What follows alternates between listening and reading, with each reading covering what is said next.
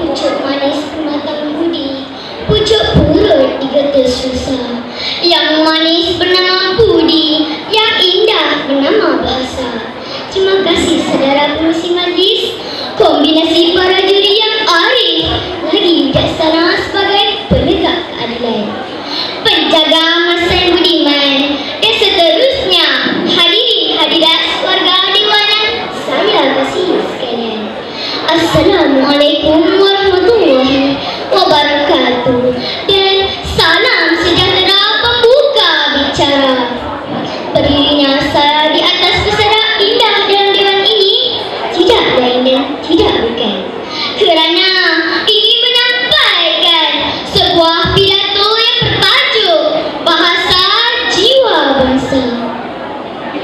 Sebelum gancang menuju ke muara, sebelum kata membelah bicara, sebelum isi menusur puja, izinkan saya mendefinisikan frasa yang membina tajuk pidato agar hadirin terbuka minda, agar hakim tidak terpinga-pinga, dan saya tidak berkata-kata seperti kata orang dahulu kala.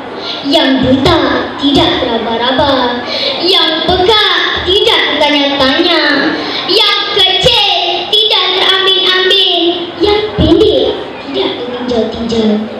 Menurut Kamus Dewan Bahasa dan Pustaka, muka surat 122, bangsa jenis manusia daripada satu asal keturunan. Selain itu juga, bangsa ditakrifkan sebagai suatu kumpulan manusia dalam suatu ikatan ketatanegaraan. Manakala bahasa pula bermaksud sistem dalam bunyi suara yang digunakan pakai sebagai alat perhubungan dalam lingkungan satu kelompok manusia. Selain itu juga, bahasa boleh diartikan sebagai tutur kata dan percakapan praktik dalam kehidupan seharian. Dalam huraikan tajuk Bahasa Jiwa Bangsa, jelasnya terdapat beberapa perspektif, ide dan pendapat yang perlu dibentuk dahulu untuk memudahkan kefahaman kita untuk dalam tajuk ini. Hadirin sekalian, pembentukan suatu kepribadian yang mulia bermula daripada tutur katanya.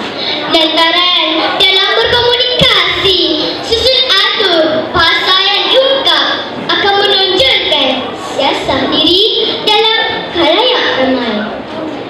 Dengan bahasalah kita akan dinilai, dan gaya bahasa akan mencerminkan akar keturunan kita. Peri penting bahasa dalam berkomunikasi tidak boleh dipandang enteng. Malah jika kita memperlengkehkannya, maka akan buruklah nama keluarga kita.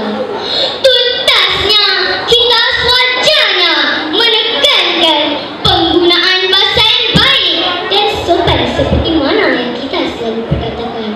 Bahasa jiwa bangsa, kerana dengan tutur kata menggambarkan keturunan kita.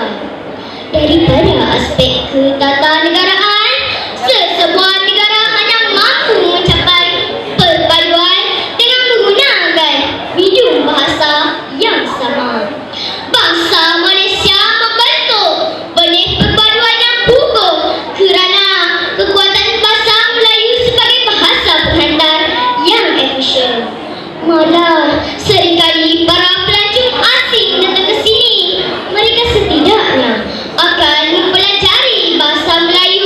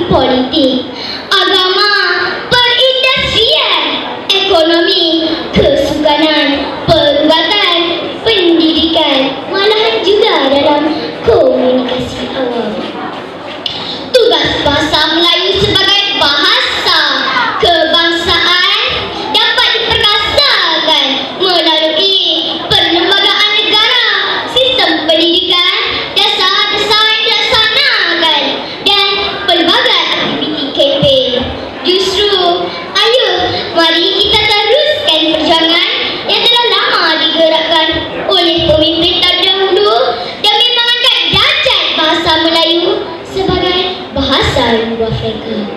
Bahasa yang menyatupadukan rakyat dalam segala bidang. Buat kata pepatah, di mana bumi dipijak, di situ langit dijunjung. Atau berat sama dipikul dengan sama dijinjing.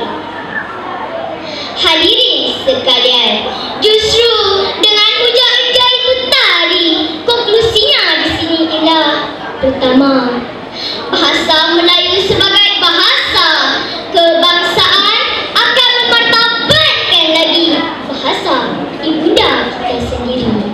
Yang kedua, sebagai acara rasmi, bahasa Melayu dijadikan sebagai bahasa utama di dalam segala urusan pentadbiran dan acara rasmi negara. Yang ketiga, fungsi bahasa Melayu sebagai bahasa perpaduan menjadi wahana perpaduan bagi menyatupadukan rakyat berbila kaum di negara kita.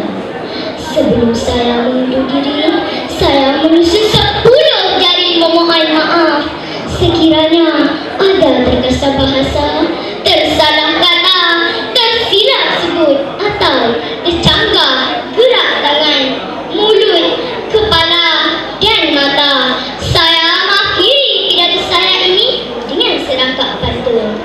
Alang-alang mengirim pekasan, biar sampai ke pangkat lengan. Alang-alang bahasa dijulang, niat kekal sepanjang zaman.